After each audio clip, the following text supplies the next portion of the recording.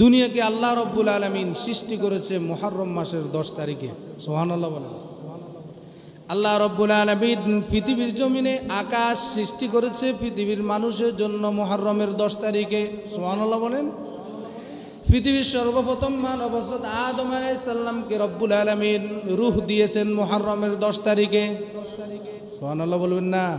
আমাদের প্রিয় নবী মুহাম্মদ আরবি সাল্লাল্লাহু আলাইহি সাল্লাম বলেন, যে ব্যক্তি এই গুরুত্বপূর্ণ দিনকে রোজার মাধ্যমে কাটাবে এবং কি এই 10 তারিখ 9 তারিখ অথবা 10 তারিখ 11 তারিখ এই দুইটা রোজা রাখবে, আল্লাহ তাআলা আমি আল্লাহর নিকট আশা রাখি আল্লাহ আমার উম্মতের পিছলে 1 বছরের গুনাহ মাফ করে দেবে। এরপর হযরত বিশ্বনবী মুহাম্মদ আরবি সাল্লাল্লাহু আলাইহি সাল্লাম মক্কা থেকে মদিনায় হিজরত করে একদিন মদিনার জমিনে বিশ্বনবী হেঁটে যাচ্ছেন। কিছু ইহুদিদের সাথে সাক্ষাৎ। ইহুদিরা রোজা রেখেছে। ইহুদিরা কি রেখেছে? ইহুদিদের এই রোজার কারণ বিশ্বনবী জিজ্ঞাসা করলেন সাহাবা কেরামকে। সাহাবা কেরাম ইহুদিদেরকে জিজ্ঞাসা করলো, তোমরা কেন রোজা রেখেছো? ইহুদিরা বলল, ওয়াজাওয়াজনা বিবানি ইসরাঈল আল বাহর ফাতবাহু ফিরআউন ওয়া জুনুদুহু বাগয়ান ওয়া আদওয়া। আল্লাহ রাব্বুল আলামিন আমাদের নবী মূসা আলাইহিস সালাম এবং আমাদের সম্প্রদায়কে ফেরাউনের নির্যাতন থেকে এই তারিখে বাঁচিয়ে দিয়েছেন। এই মুহররম মাসের 10 তারিখ তাহলে গুরুত্বপূর্ণ, বলেন অনেক গুরুত্বপূর্ণ দিন। আমাদের প্রিয় নবী মুহাম্মদুর রাসূলুল্লাহ সাল্লাল্লাহু আলাইহি সাল্লাম বলেন, যে ব্যক্তি এই গুরুত্বপূর্ণ দিনে রোজা রাখবে আল্লাহ রাব্বুল আলামিন ওই ব্যক্তির ফিসের 1 বছর গুনাহ মাফ করে দিবেন। এই আরশে আজিমের ছায়ার নিচে রব্বুল আলামিন 7 শ্রেণীর মানুষকে ছায়া দিবেন। কয় শ্রেণী? ইমামুন আদিলুন 1 নাম্বার সিরিয়াল। হাসর ময়দানে এই তামার প্লেটের মধ্যে আর সূর্যের এই আগুনের মধ্যে 1 শ্রেণীর মানুষ আরশে আজিমের নিচে ছায়া পাবে। প্রথম শ্রেণী যারা ন্যায় বিচারক, ইনসাফকার। সুবহানাল্লাহ বলেন। দ্বিতীয় হলো যৌবনকালে যারা ইবাদত করেছে, আল্লাহকে সিজদা করেছে, তারা আরশে আজিমের নিচে ছায়া পাবে। সুবহানাল্লাহ। 3 নাম্বার পর্যন্ত বলবো। 3 নাম্বার ওয়া রাজুলুন কলবুহু মুআল্লাকুন ফিল মাসাজিদ, যে ব্যক্তির অন্তরটা থাকে মসজিদের সাথে ঝুলানো। ফজর নামাজ পড়ে বাড়িতে গিয়েছে, জোহরের নামাজ কখন আজান দেয় এটি তার কানের মধ্যে বাজবে, আর অন্তরটা মসজিদের দিকে ঝুলানো থাকবে। ওই ব্যক্তি হাসর ময়দানে আল্লাহর আরশে আজিমের নিচে ছায়া পাবে। আজকে মুহররম মাসের কত তারিখ বলেন? অনেকে খেয়াল রাখে নাই। মুহররম মাসের আজকে কয় তারিখ? সবাই বলেন 8 তারিখ। কয় তারিখ? আজকে আমি আপনাদেরকে যদি প্রশ্ন করি আজকে জুলাই মাসের কয় তারিখ, অনেকে বলবেন 4 তারিখ, কারণ এটা মুখস্থ থাকে। মানে ইংরেজরা আমাদের দেশে 200 বছর শাসন করে এমন কিছু বীজ বপন করে গিয়েছে, আমরা এটা শুধু 100 বছর নয়, শত বছর ইংরেজদের এই ফলগুলো ইংরেজরা পাবে। তার মধ্যে এটি একটি।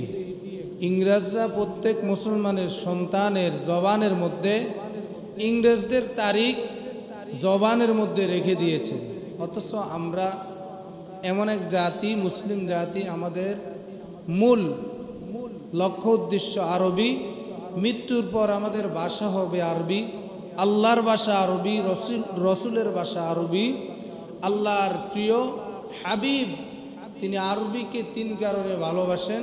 1 নাম্বার হলো আল্লাহর ভাষা আরবি। বলেন কার ভাষা আরবি? আল্লাহ। কোরআন আরবি ভাষা। 2 নাম্বার হলো রসুল বলেন, আমি আরব দেশে জন্মগ্রহণ করেছি, আমার ভাষা আরবি, এই জন্য আরবিকে আমি ভালোবাসি। সুবহানাল্লাহ। মাতৃভাষাকে ভালোবাসা এটা ঈমানের অঙ্গ। 3 নাম্বার হলো বিশ্বনবী বলেন, মৃত্যুর পর জান্নাতে যাওয়ার পর জান্নাতীদের ভাষা হবে আরবি। সুবহানাল্লাহ বলেন।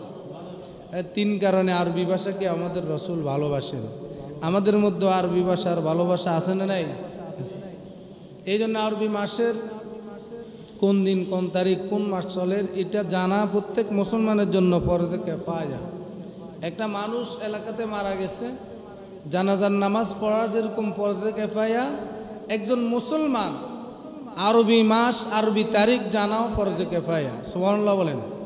যদি এলাকার মধ্যে জানাজার নামাজের হুকুম হলো, কেউ মারা গেলে যদি এলাকার 2 থেকে 3 জন মানুষ এসেও ওই ব্যক্তিকে দাফন কাফন করিয়ে জানাজা পড়িয়ে দাফন কাফন করে নেয়, এলাকার সমস্ত মানুষের উপর থেকে হক আদায় হয়ে যায়। সেম এলাকার যদি পুরো এলাকার মধ্যে 2-3 জন মানুষও কমপক্ষে আরবি মাসের দিন তারিখ জানে, তাহলে সবার উপর থেকে ফরজে কিফায়া আদায় হয়ে যাবে। যদি এমন হয় এলাকার একটা মানুষও জানে না আরবি মাসের আজকে কয় তারিখ, তাহলে ফরজে কিফায়া তরক করলে যে গুনাহ, সবাই সেই গুনাহগার হবে। আমার কথা সবাই বুঝছেন? এই জন্য আরবি মাসের তারিখ এগুলো জানার খুব প্রয়োজন। আজকে মুহররম মাসের 8 তারিখ। কয় তারিখ? গত সপ্তাহে আলোচনা করেছিলাম মুহররম মাসের 10 তারিখে দুনিয়ার জমিনে আল্লাহ রাব্বুল আলামিন কিয়ামত পর্যন্ত দৃষ্টান্ত রাখার মতো অনেকগুলো ঘটনা ঘটিয়েছেন। তার মধ্যে সর্বপ্রথম হলো দুনিয়াকে আল্লাহ রাব্বুল আলামিন সৃষ্টি করেছে মুহররম মাসের 10 তারিখে। সুবহানাল্লাহ বলেন। আল্লাহ রাব্বুল আলামিন পৃথিবীর জমিনে আকাশ সৃষ্টি করেছে পৃথিবীর মানুষের জন্য মুহররমের 10 তারিখে। সুবহানাল্লাহ বলেন। পৃথিবীর সর্বপ্রথম মানব হযরত আদম আলাইহিস সালামকে রব্বুল আলামিন রূহ দিয়েছেন মুহররমের 10 তারিখে। সুবহানাল্লাহ বলবেন না? আদি পিতা, আমাদের সকলের পিতা হযরত আদম আলাইহিস সালামকে আল্লাহ রাব্বুল ইজ্জাত জিবরাইল আলাইহিস সালামের মাধ্যমে রূহ ফুঁকিয়ে দিয়েছেন, রূহ প্রবেশ করে দিয়েছেন যেই তারিখ, সেটি হলো মুহররম মাসের 10 তারিখ। হযরত আদম আলাইহিস সালাম জান্নাতের মধ্যে নিষিদ্ধ ফল খেয়ে অপরাধী হয়ে গিয়েছেন, সেটিও একটি ঘটনা, ঐতিহ্যবাহী ঘটনা, সেটিও মুহররম মাসের 10 তারিখ। হযরত আদম আলাইহিস সালাম দুনিয়ার জমিনে, আদম আলাইহিস সালাম এবং হাওয়া আলাইহিস সালাম এসে একদিন 2 দিন নয়, শত শত বছর কান্নাকাটি করে আল্লাহর দরবারে মাপ পেয়েছেন যেই তারিখে, সেটিও মুহররম মাসের 10 তারিখ। সুবহানাল্লাহ। হযরত নূহ আলাইহিস সালামকে রব্বুল আলামিন মহাপ্লাবন দিয়ে নূহ আলাইহিস সালামকে বাঁচিয়ে দিয়েছেন, আর গোটা পৃথিবীর সমস্ত আল্লাহর নাফরমানকে ডুবিয়ে দিয়েছেন। নূহ আলাইহিস সালাম এবং নূহ আলাইহিস সালামের উম্মতদেরকে রব্বুল আলামিন বাঁচিয়ে দিয়েছেন এই মুহররম মাসের 10 তারিখে। সুবহানাল্লাহ। হযরত ইয়াকুব আলাইহিস সালামকে রব্বুল আলামিন কঠিন রোগ দিয়েছেন, পরীক্ষা করেছেন। আল্লাহ রাব্বুল আলামিন হযরত ইয়াকুব আলাইহিস সালামকে কুষ্ঠ রোগ থেকে বাঁচিয়ে দিয়েছেন, সুস্থ করেছেন যেই তারিখে পরিপূর্ণ সুস্থ হয়ে গিয়েছেন, সেই তারিখটি ছিল মুহররম মাসের 10 তারিখ। হযরত সুলাইমান আলাইহিস সালামকে আল্লাহ রাব্বুল আলামিন বাদশাহিত্ব দান করেছেন। হযরত সুলাইমান আলাইহিস সালাম ওয়ালি সুলাইমানার রিহ, এবং আল্লাহ রাব্বুল আলামিন হযরত সুলাইমান আলাইহিস সালামকে একটি তখতা দিয়েছেন, বিশাল তখতা। এই তখতাতে বসে হযরত সুলাইমান আলাইহিস সালাম গোটা পৃথিবীর বাদশাহিত্ব করেছেন। আল্লাহ রাব্বুল আলামিন হযরত সুলাইমান আলাইহিস সালামকে বাদশাহিত্ব দান করেছেন যেই তারিখ, সেটি হলো মুহররমের 10 তারিখ। জোরে বলবেন না? এরপর হযরত ইব্রাহিম আলাইহিস সালামকে আগুনে ফেলে দিয়েছেন, এটি বিশাল পরীক্ষা। এই আগুনে ফেলে আল্লাহ রাব্বুল আলামিন হযরত ইব্রাহিম আলাইহিস সালামকে 40 দিন পর্যন্ত আগুনে রেখে সেখান থেকে আবার হযরত ইব্রাহিম আলাইহিস সালাম বের হয়ে গিয়েছেন, মুক্তি পেয়েছেন যেই তারিখ, সেটিও মুহররম মাসের 10 তারিখ। এরপর হযরত বিশ্বনবী মুহাম্মদ আরবি সাল্লাল্লাহু আলাইহি সাল্লাম মক্কা থেকে মদিনায় হিজরত করে একদিন মদিনার জমিনে বিশ্বনবী হেঁটে যাচ্ছেন, কিছু ইহুদিদের সাথে সাক্ষাৎ। ইহুদিরা রোজা রেখেছে। ইহুদিরা কি রেখেছে? ইহুদিদের এই রোজার কারণ বিশ্বনবী জিজ্ঞাসা করলেন সাহাবায়ে কেরামকে। সাহাবায়ে কেরাম ইহুদিদেরকে জিজ্ঞাসা করলো, তোমরা কেন রোজা রেখেছ? ইহুদিরা বলল, ওয়াজাওয়াজনা বিবানি ইসরাঈল আল বাহর ফাতবাহু ফিরআউন ওয়া জুনুদুহু বাগয়ান ওয়া আদওয়া। আল্লাহ রাব্বুল আলামিন আমাদের নবী মূসা আলাইহিস সালাম এবং আমাদের সম্প্রদায়কে ফেরাউনের নির্যাতন থেকে এই তারিখে বাঁচিয়ে দিয়েছেন। এই মুহররম মাসের 10 তারিখ তাহলে গুরুত্বপূর্ণ, বলেন অনেক গুরুত্বপূর্ণ দিন। আমাদের প্রিয় নবী মুহাম্মদুর রাসূলুল্লাহ সাল্লাল্লাহু আলাইহি সাল্লাম বলেন, যে ব্যক্তি এই গুরুত্বপূর্ণ দিনে রোজা রাখবে, আল্লাহ রাব্বুল আলামিন ওই ব্যক্তির ফিসের 1 বছর গুনাহ মাফ করে দিবেন। আর একটু জোরে বলেন। সাহাবে কেরাম প্রশ্ন করলেন, তোমরা রোজা কেন রেখেছো? তারা বলতেছে, আল্লাহ যে আমাদেরকে ফেরাউনের নির্যাতন থেকে আমাদের মুসা ইসলামকে বাঁচিয়ে দিয়েছেন, এই জন্য আমরা একটা রোজার শুকরিয়া তান আদায় করি, রোজা রাখি। বিশ্বনবী বলেন, আমি আল্লাহর নিকট আশা করি যে ব্যক্তি এই রোজাটি রাখবে আল্লাহ তাআলা তার পিছনের 1 বছর গুনাহ মাফ করে দেবে। আমি যদি আগামী বছর বেঁচে থাকি, আমি এই দিনে একটা রোজা নয় 2টা রোজা রাখবো। 9 তারিখে একটা রোজা, 10 তারিখে একটা রোজা, আগামীকাল 9 তারিখ, এর পরের দিন 10 তারিখ।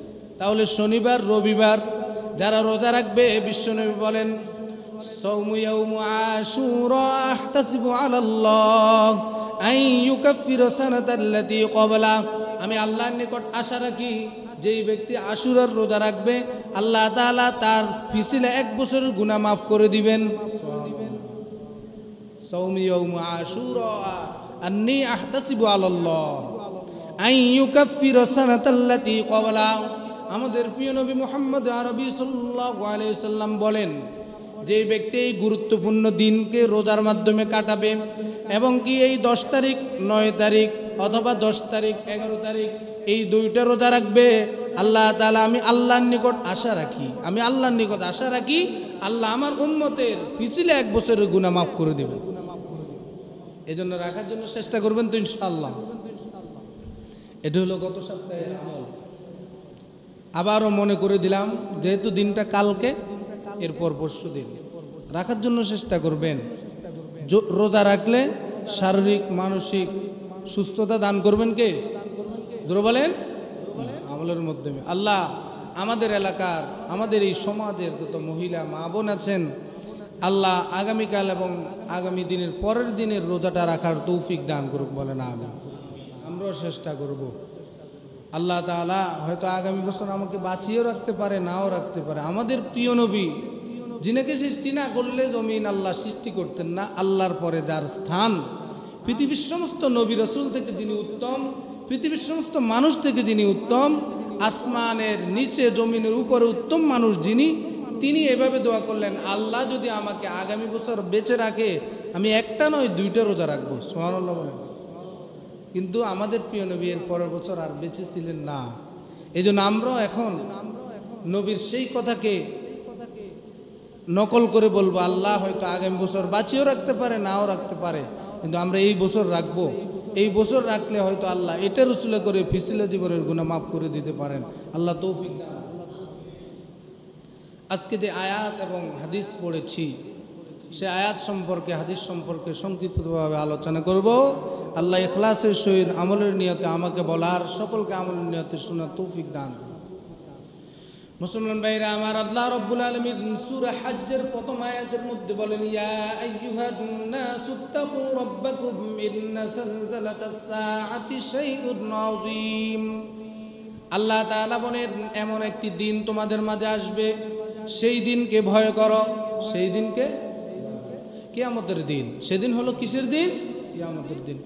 ইয়া আইয়ুহান নাসুত্তাকু রাব্বাকুম ইন্না যালজালাতাস সাআতি শাইউন আযীম। হে সমস্ত মানুষ, এখানে আল্লাহ তাআলা মুমিনদেরকে বলে নাই, আল্লাহ সমস্ত মানুষদেরকে বলেছেন। পৃথিবীর সমস্ত মানুষকে আল্লাহ তাআলা এই SMS দিচ্ছেন, এই মেসেজ দিচ্ছেন, সমস্ত মানুষ আমার সেই দিনকে ভয় করো।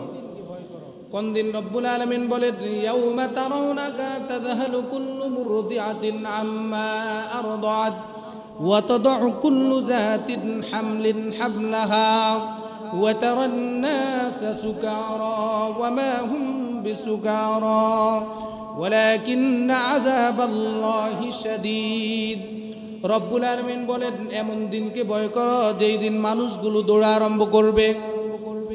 ইয়াউমা তারাউনাহা তাযহালু কুল্লু মুরদিআতিন আম্মা আরদাআত ওয়া তাদউ কুল্লু যাতিন হামলাহা হামলিন হামলাহা ওয়া তারান নাসা সুকারা। পৃথিবীর সমস্ত মা যারা তাদের সন্তানকে খুব ভালোবাসে, শিশু সন্তানকে কোল থেকে ফেলে দিবে। শিশু সন্তানকে কোল থেকে ফেলে দিবে, তারা ভাববে কোলের মধ্যে কোনো প্রকার সন্তান নেই। এবং কি ওই সমস্ত মা যাদের গর্ভের মধ্যে বাচ্চা আছে, কিয়ামতের গর্জন যখন শুরু হবে, হযরত ইসরাফিল আলাইহিস সালামের সিংহের ফুঁকের আওয়াজের সাথে সাথে পৃথিবীর সমস্ত গর্ভধারিণী মা তার পেটের বাচ্চাগুলো প্রসব হওয়া আরম্ভ করবে, আর মানুষগুলো দৌড়া আরম্ভ করবে, এদিকে ছুটবে ওদিকে ছুটবে। ইয়াউমা তারাউনাহা তাযহালু কুল্লু মুরদিআতিন আম্মা আরদাআত ওয়া তাদউ কুল্লু যাতি হামলিন হামলাহা ওয়া তারান নাসা সুকারা। মানুষগুলোকে দেখতে মনে হবে সবগুলো পাগল হয়ে গিয়েছে। ওয়ালাকিন্নাল্লাহ ওয়া তারান নাসা সুকারা ওয়া মা হুম বিসুকারা, আসলে তারা পাগল নয়। মানুষকে দেখতে মনে হবে মানুষগুলো আসলে পাগল হয়ে দৌড়ের। কয়েকজন যদি একসাথে দৌড়ে দৌড়ে আরম্ভ করে, মানুষ বলে এরা পাগল হয়েছে। হাসরের ময়দানে মানুষগুলো, স্বাভাবিক মানুষগুলো যখন মানুষকে দেখবে দৌড়তেছে, সমস্ত মানুষ বলবে ওয়া তারান নাসা সুকারা, মানুষগুলো পাগল হয়ে গিয়েছে। আসলে তারা পাগল হয় নাই। ওয়া মা হুম বিসুকারা ওয়ালাকিন্না আযাবাল্লাহি শাদীদ, আল্লাহর কঠিন আযাবে মানুষগুলোকে গ্রেফতার করবে। সেদিন হবে ইয়া আইয়ুহান নাসুত্তাকু রাব্বাকুম ইন্না যালজালাতাস সাআতি শাইউন আযীম। সেদিন হবে কিয়ামতের ময়দানের দিন, সেদিন হবে হাসরের ময়দানের কায়েম করার দিন। আল্লাহ বলেন তোমরা আমার সেই দিনকে ভয় করো। আল্লাহ তৌফিক। কিয়ামতের দিন সম্পর্কে কোরআনের মধ্যে অনেক আয়াত এসেছে। কিয়ামতের দিন সম্পর্কে রব্বুল আলামিন কোরআনের মধ্যে অনেক ঘটনা এনেছেন। কিয়ামতের দিন সম্পর্কে, কিয়ামতের দৃষ্টান্ত সম্পর্কে কোরআনে কারীমের মধ্যে অনেক আয়াতের মধ্যে রব্বুল আলামিন স্পষ্ট ভাষায় ঘোষণা দিয়েছেন, ইদা জুলজিলাতিল আরদু জিলজালাহা ওয়া আখরাজাতিল আরদু আসকালাহা ওয়া ক্বালাল ইনসানু মা লাহা। এগুলো সব কিয়ামতের আয়াত। সেই কিয়ামতের উপর ঈমান আমাদের আছে না নাই? নাই? আমানতু বিল্লাহি ওয়া মালাইকাতিহি ওয়া কুতুবিহি ওয়া রুসুলিহি ওয়াল ইয়াউমিল আখিরি ওয়াল কদরি খায়রিহি ওয়া শাররিহি মিনাল্লাহি তাআলা ওয়াল বা'সি বাদাল মাউত। আছে না নাই? এগুলোর উপর ঈমান আছে না? আছে। এই হাসরের ময়দান মানুষগুলো দৌড়াদৌড়ি আরম্ভ করবে। শুধু তাই নয়, হাসরের ময়দান কায়েম হয়ে যাবে। সূর্য থাকবে মানুষের একদম মাথার উপরে।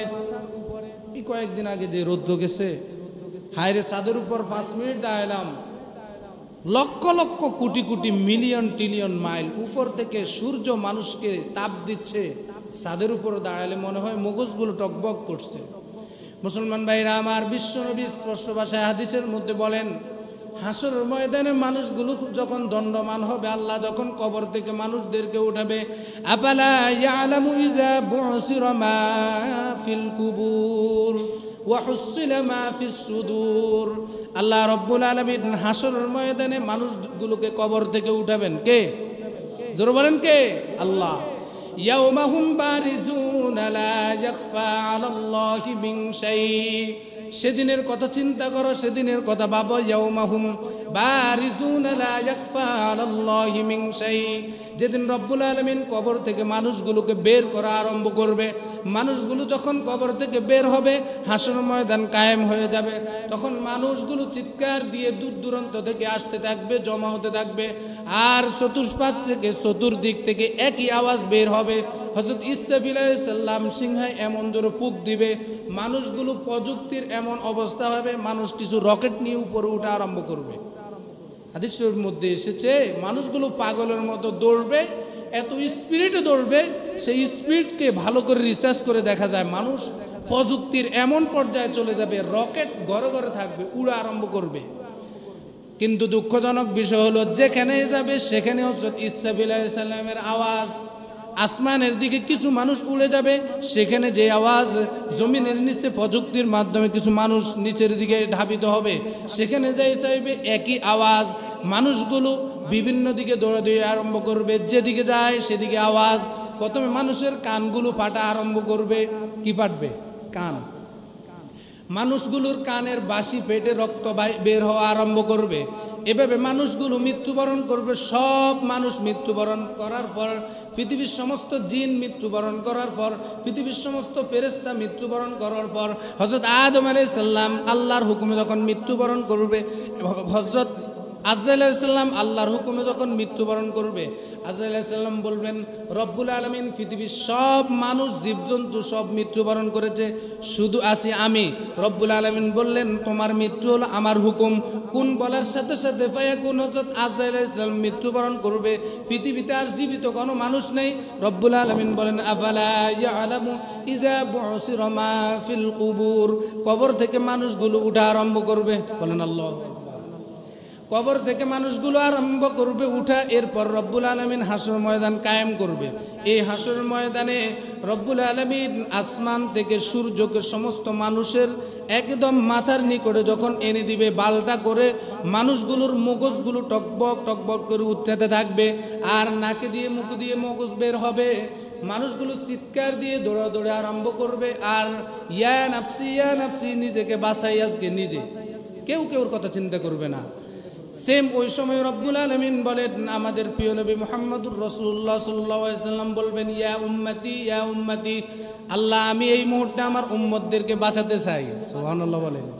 এমন কঠিন ময়দান, জমিনটা হবে তামার, পৃথিবীর জমিনের নিচে, এবং কি যত খনিজ পদার্থ জিনিস আছে, স্বর্ণ রূপা সমস্ত কিছুকে জমিন থেকে আল্লাহ উঠিয়ে, কারণ জিলজাল সৃষ্টি হবে যখন, তখন পাহাড়গুলো তুলার মতো উঠতে থাকবে। আল্লাহু আকবার। ইযা জুলজিলাতিল আরদু জিলজালাহা ওয়া আখরাজাতিল আরদু আসকানাহা ওয়া ক্বালাল ইনসানু মা লাহা। রব্বুল আলামিন বলেন আমার জিলজাল ভূমিকম্প যখন শুরু হবে, পাহাড়গুলো তুলার মতো উঠতে থাকবে, মানুষগুলো দৌড়তে থাকবে, মানুষগুলো একজন একজনকে জিজ্ঞাসা করবে কি হলো রে আমার, কি হলো রে ওর, কি হলো সেটা বলো। যেদিকে যাবে সবাই একই প্রশ্ন করবে, কিন্তু ইসরাফিল আলাইহিস সালামের সিংহার ফুকের আওয়াজের সাথে সাথে সব কিছু তুলার মতো উঠতে থাকবে।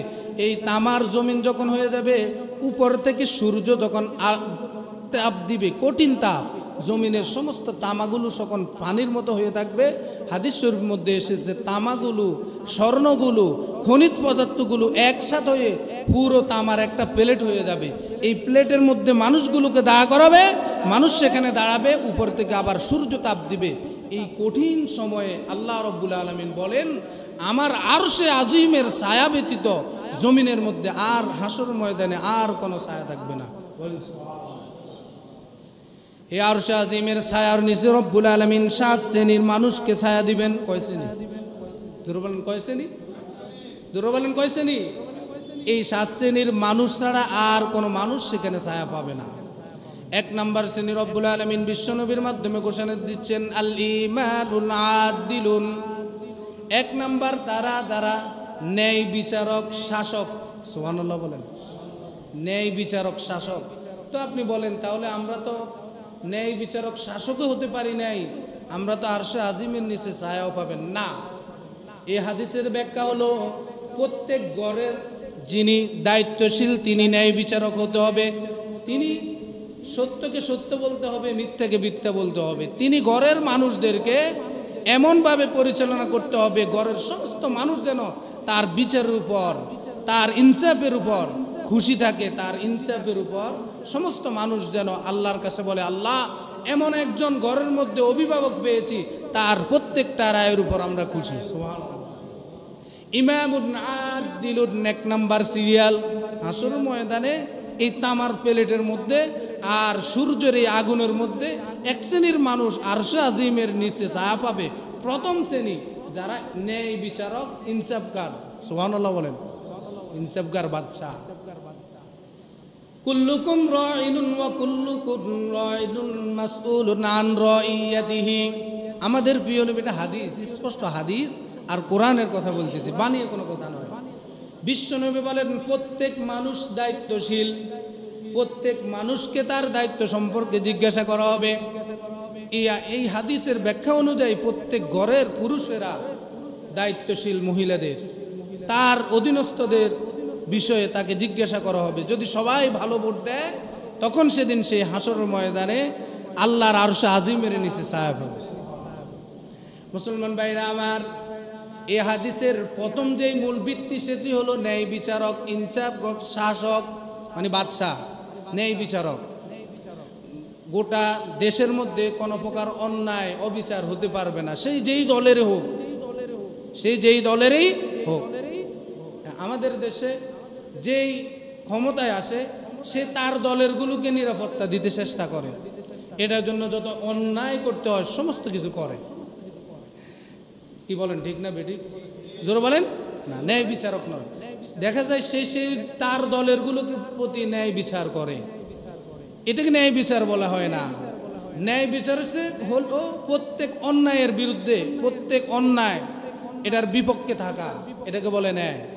এখন সেই তার দলের যারা আছে সবাই প্রতি ইনসাফ করতে গিয়ে দেখা যায় অন্য দলের প্রত্যেক মানুষের উপর জুলুম করে, অন্যের দলের সবগুলোকে ফাঁসিয়ে নিজের দলেরগুলোর উপর ইনসাফ করে, এটাকে ইনসাফ বলা হয় না, এটা সরাসরি জুলুম। আর যেই ব্যক্তি দিনকে দিন, রাতকে রাত, সাদাকে সাদা বলেছে, কালোকে কালো বলেছে, হককে হক বলেছে, মিথ্যাকে মিথ্যা বলেছে, এভাবে শাসন করে যেই ব্যক্তি মৃত্যুবরণ করেছে, ইমামুন আদিলুন 1 নাম্বার সিরিয়ালে হাসর ময়দানে আরশ আজিমের নিচে ওই সমস্ত বাচ্চারা থাকবে। এই জন্য ঘর থেকে শুরু করে সমাজ প্রতিনিধি যিনি হবে তিনার বিচার যেন হয় হক পথে, যদি হয় মৃত্যু পর্যন্ত যদি হক বিচার করে যেতে পারে তাহলে ওই ব্যক্তি আরশ আজিমের নিচে ছায়া পাবে। একজন ইউনিয়ন পরিষদের চেয়ারম্যান যদি হক বিচার করে মরণ পর্যন্ত অটল থেকে মৃত্যুবরণ করে, ওই আরশ আজিমের প্রথম শ্রেণীর লোক সে থাকবে। সুবহানাল্লাহ। এরপর একজন এমপি, তিনার সংসদ আসনে যত মানুষ আছে সমস্ত মানুষ, তার কর্মী হোক অথবা তার এমপি হোক, সবার এমপি তো তিনি যদি সুন্দর বিচার করে, ন্যায়পরায়ণ হয়, তাহলে আরশ আজিমের নিচে প্রথম শ্রেণী তিনি। সুবহানাল্লাহ। এভাবে একদম সংসদ পর্যন্ত এবং রাষ্ট্রপ্রধান পর্যন্ত যদি ইনসাফগার হয়, দেখেন আমাদের ইসলাম কত সুন্দর। কিয়ামতের ময়দানে, হাসরের ময়দানে এই কঠিন পরিস্থিতিতে প্রথম শ্রেণীর লোক তাদেরকে দিয়েছে যারা ন্যায় বিচারক, শাসক। সুবহানাল্লাহ বলেন না। এরপর বিশ্বনবী বলেন ওয়াশাবুন নাশা ফি ইবাদাতিহি, আর যেই ব্যক্তি যৌবন অবস্থায় নামাজ পড়েছে, ইবাদত করেছে, আল্লাহকে রাজি খুশি করেছে যৌবন অবস্থায়, আল্লাহ তাদেরকে দ্বিতীয় শ্রেণী হিসেবে আরশ আজিমের নিচে ছায়া দিবে। সুবহানাল্লাহ। একটু জোরে বলেন না। বৃষ্টি হচ্ছে, আরো 2-1 মিনিট কথা বলে শেষ করে দেব, মনোযোগ দিয়ে শুনেন। প্রথম শ্রেণী ন্যায় বিচারক, ন্যায় বিচারক বাদশাহ, ন্যায় বিচারক ঘরের একজন দায়িত্বশীল, ন্যায় বিচারক সমাজের একজন প্রতিনিধি, ন্যায় বিচারক সে যাদের সাথে চলাফেরা করে ন্যায়ভাবে যেন কথা বলে, বিচার মানে তাল গাছ, সব কিছু বুঝে কিন্তু নিজের পক্ষে টানে, এরকম আছে না নাই? হাসর ময়দানে তারা পাবে না ছায়া, কঠিন পরিস্থিতিতে তখন থাকবে। দ্বিতীয় হলো যৌবনকালে যারা ইবাদত করেছে, আল্লাহকে সিজদা করেছে, তারা আরশে আজিমের নিচে ছায়া পাবে। সুবহানাল্লাহ। 3 নাম্বার পর্যন্ত বলবো। 3 নাম্বার ওয়া রাজুলুন কলবুহু মুআল্লাকুন ফিল মাসাজিদ, যে ব্যক্তির অন্তরটা থাকে মসজিদের সাথে ঝুলানো, ফজর নামাজ পড়ে বাড়িতে গিয়েছে, জোহরের নামাজ কখন আজান দেয় এটি তার কানের মধ্যে বাজবে, আর অন্তরটা মসজিদের দিকে ঝুলানো থাকবে, ওই ব্যক্তি হাসর ময়দানে আল্লাহর আরশ আজিমের নিচে ছায়া পাবে। একটু জোরে বলেন না। ওয়ারাজুলুন কলবুহু মুআল্লাকুন ফিল মাসাজিদ, নেতা খেতা অমুক তমুক, কোটিপতি, রাষ্ট্রবিজ্ঞান, মানে কোনো প্রকার তার নেতৃত্ব কর্তৃত্ব হাসর ময়দানে চলবে না, চলবে ওই ব্যক্তি যেই ব্যক্তির অন্তর মসজিদের সাথে ঝুলানো ছিল, ওই ব্যক্তিকে আল্লাহ হাসর ময়দানে আরশ আজিমের নিচে ছায়া দান করবে। আর আমাদের অন্তর ঝুলানো থাকে ঘরের দিকে। আজকে হাদিস পড়েছি, আসলে বাস্তবতা কত সুন্দর, হাদিসে বিশ্বনবী বলে দিয়েছেন আল মুমিনু ফিল মসজিদি কাসসামাকি ফিল মা। মুমিন তারা, বলেন মুমিন, আমার সাথে বলেন মুমিন তারা, যাদের অন্তর, যারা মসজিদে থাকা অবস্থায় এমনভাবে থাকে যেমন পানির মধ্যে মাছ থাকে। পানির মধ্যে মাছ থাকলে যেভাবে মাছ সেখানে নিরাপদ, একটা মাছকে আপনি উপরে উঠলে সে চটপটাতে থাকবে যতক্ষণ না পানিতে না নামে। মুমিন তারা যারা মসজিদে থাকা অবস্থায় এমনভাবে থাকবে পানিতে মাছ যেভাবে নিরাপদ। আর মুনাফিক তারা, বিশ্বনবী বলেন, কত সুন্দর উদাহরণ দিয়েছেন, মুনাফিক তারা যারা হলো ওয়াল মুনাফিকু ফিল মসজিদি কাত-তায়রি ফিল ফাকস। মুনাফিক তারা যারা মসজিদে আসার পরে এমন করে যেমন খাঁচার মধ্যে পাখিকে ঢুকালে পাখি সেখান থেকে কিভাবে বের হয়ে যাবে সারাক্ষণ এটি মাথায় থাকে। মুনাফিক তারা যারা মসজিদে আসলে কখন বের হবে এরকম খাঁচি থেকে বার হওয়ার মতো থাকে, তারা মুমিন নয়, তারা মুনাফিক। বলেন না, কত বড় হুঁশিয়ারি, কত বড় সুন্দর উদাহরণ, কত সুন্দর ওয়াজ। এর থেকে সুন্দর ওয়াজ আর পৃথিবীতে দৃষ্টান্ত আছে? বলেন, জোরে বলেন না আছে? মুমিন তারা যারা মসজিদে এসেছে নিরাপদে আছে, নিরিবিলি নামাজ পড়লো, আল্লাহকে সেজদা করলো, আল্লাহর নিকট চাইলো, ভদ্রভাবে মসজিদ থেকে বের হলো, অন্তরটা আবার মসজিদ দিকে ঝুলানো রাখলো, তারা হলো মুমিন। সুবহানাল্লাহ। মুমিন এমন দৃষ্টান্ত দিয়েছে, পানির মধ্যে মাছ যেমন নিরাপদ, মুমিন মসজিদের মধ্যে নিরাপদ। সুবহানাল্লাহ বলেন। আর মুনাফিক তারা খাঁচার মধ্যে পাখিকে যেভাবে আবদ্ধ করা হয়েছে, খাঁচার মধ্যে যেভাবে চটপটায়, মুনাফিক মসজিদের মধ্যে আসে এভাবে চটপটায়, কখন বের হবে? বলেন নাউজুবিল্লাহ। এর উপরে আর সুন্দর ওয়াজ আর পৃথিবীর জ্ঞানী লোকদেরকে করার প্রয়োজন নাই। ভাই 2 রাকাত নামাজ পড়াই, আমি পড়ি শেষে 4 রাকাত, আপনারা আমার মুসল্লি হয়ে 2 রাকাত পড়ে আমাকে ছুটি দিয়ে চলে যান। এর থেকে মুনাফিকের আলামত জমিনের মধ্যে আর হতে পারে না। যে হাদিস স্পষ্ট, মসজিদে এসে যারা দৌড়ে বাহিরে, খাঁচাতে পাখিকে রাখার পরে পাখি যেরকম ছটফটায় বের হওয়ার জন্য, মুনাফিক ও মসজিদে এসে বাহিরে মনে হয় বিশাল কাজ তার আছে। এবারে বাড়িতে যাই বলবেন আজকে হুজুরের সিস্টেমে মুনাফিক বানিয়ে দিল না, এটি বাস্তব হাদিসের ভাষা। আর শুরু থেকে বলেছি, আরশে আজিমের নিচে তারা ছায়া পাবে তাদের অন্তরটা মসজিদের সাথে ঝুলানো থাকে। যারা যৌবন অবস্থায় ইবাদত করেছে, আল্লাহ তৌফিক দান করুক, বলেন আমিন। যারা যৌবন অবস্থায় ইবাদত করেছে, তারা বৃদ্ধ হয়ে গেলে প্রত্যেক সেজদায় যৌবনকালের আমলনামা দিবেন কে? আল্লাহ। এই জন্য যৌবনকালে ইবাদত করতে হবে। কিশোর যারা আছে তাদেরকে মসজিদে বাধ্যতামূলক এনে দিতে হবে। যুবক যারা আছে তারা নামাজ পড়তেই হবে, মুমিনের খাতায় নাম রাখতে হলে, অথবা মুনাফিক হবে। আল মুনাফিকুন, মুনাফিকরা তারা, ইন্নাল মুনাফিকুনা ফিদ দারকিল আসফালি মিনান নার। মুনাফিক যারা হবে তারা জাহান্নামের একদম তলদেশে থাকবে। এটা কোরআনের আয়াত।